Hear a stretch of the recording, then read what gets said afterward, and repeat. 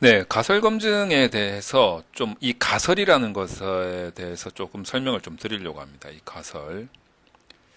제가 며칠 전에 이 엄연히 이 어떤 그 사회과학 분야에서 나온 논문인데 이 논문에서 제기된 연구 가설 있지 않습니까? 연구 가설은 아니지. 그냥 가설 제기, 가설 제기에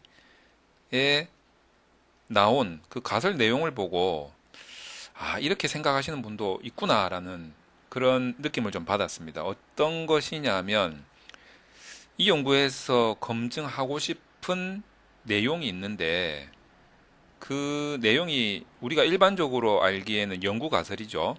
근데 이 논문에는 사회과학 논문에 속하고 있는 내용인데도 불구하고 가설을 그 우리가 흔히 이제 귀무가설이라고 하죠. 귀무가설을 적어 놨더라고요. 그래서 어떤 식이냐면은 연구가설이 이제 만약에 X가 Y에 영향을 미칠 것이다. 미칠 것이다. 이게 내 연구가설이라면 여기에는 가설을 어떻게 적었냐면 X가 Y에 영향을 미치지 않을 것이다. 미치지 않을 것이다. 이렇게 적어 놨단 말이에요. 그래서 이제 제가 여쭤보니까 교수님이 이렇게 적어야 된다라고 하더라. 이게 통계학적으로는 이게 맞다 하더라. 물론 이제 통계학적으로는 이게 맞아요. 그래서 제가 그 부분에 대해서 제가 좀 설명을 좀 드리려고 하는 겁니다.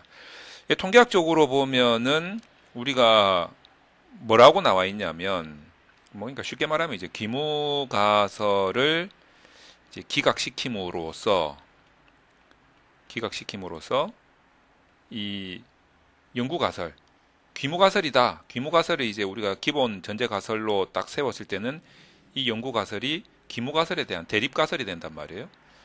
그래서 귀무가설을 기각시킴으로써 대립가설을 채택시킨다. 채택한다.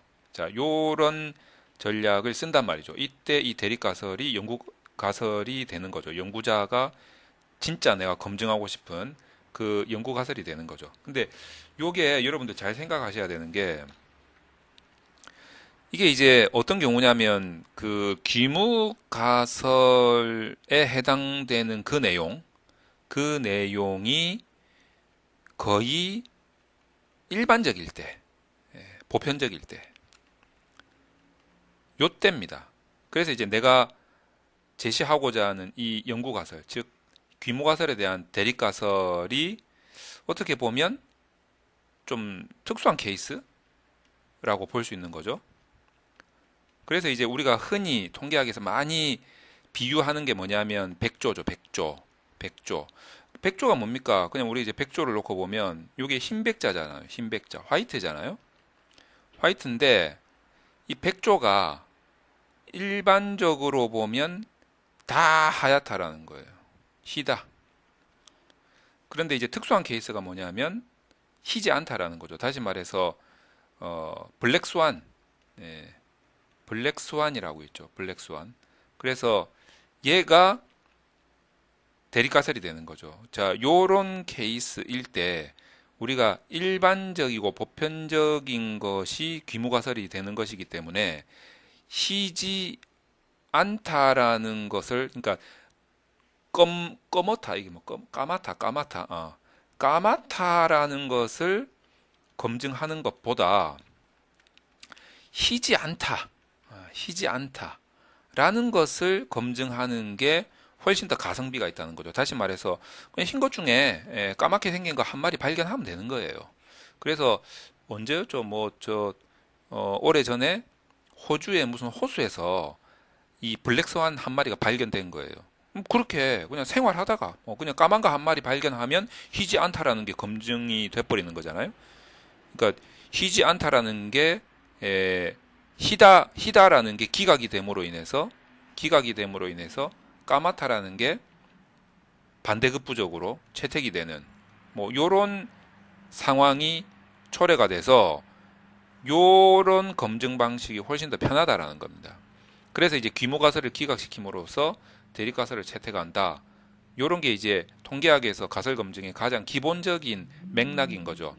그래서 이제 이 논문도 요렇게 귀무가설을 기본 가설로 제시를 한 것 같아요. 자, 그런데 이거는 이제 자연계열 쪽에서의 일입니다. 자연계열 쪽에서도 좀 일부 발견이나 발명을 통해서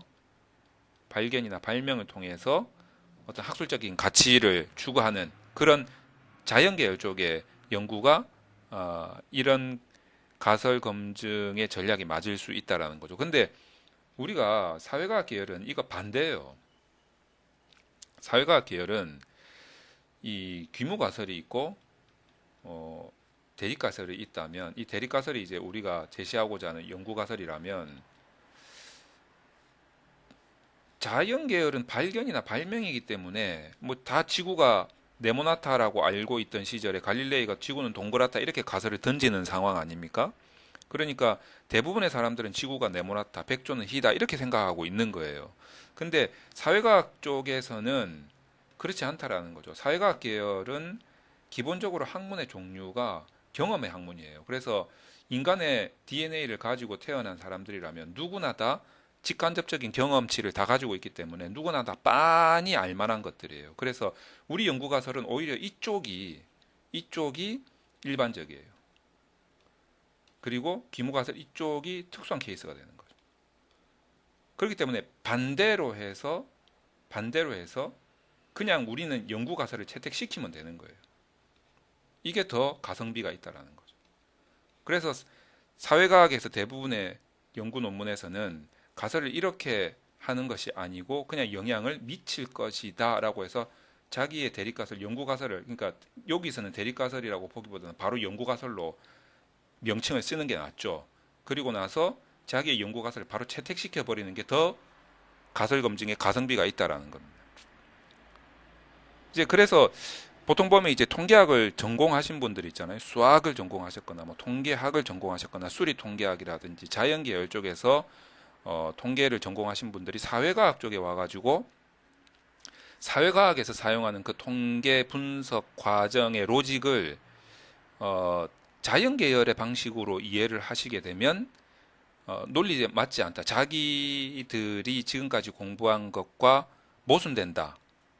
이렇게 말씀하시지만 실질적으로 사회과학에서는 그렇게 생각하고 있지 않다라는 거죠. 그래서 정말로 통계학과 교수님들이 다른 사회과학 쪽의 학문으로 넘어가서 논문 심사를 하다가 진짜 뒷목 잡고 쓰러지는 경우가 많이 있다. 농담 삼아서 이야기를 많이 합니다. 근데 이제 사회과학에서는 이제 통계학을 하나의 도구로 생각한다는 거죠. 우리가 연구하는 학문의 세계가 있다라는 거예요. 그 세계를 검증하기 위한 하나의 도구로 생각을 하고 있기 때문에 완전히 100% 통계학에서 이루어지는 그 논리대로 수리적인 논리대로 움직이지는 않는다. 자, 그런 측면에서 이런 가설 검증에 대한 근본적인 구조를 서로가 이해를 좀 했으면 좋지 않겠나라는 생각이 듭니다.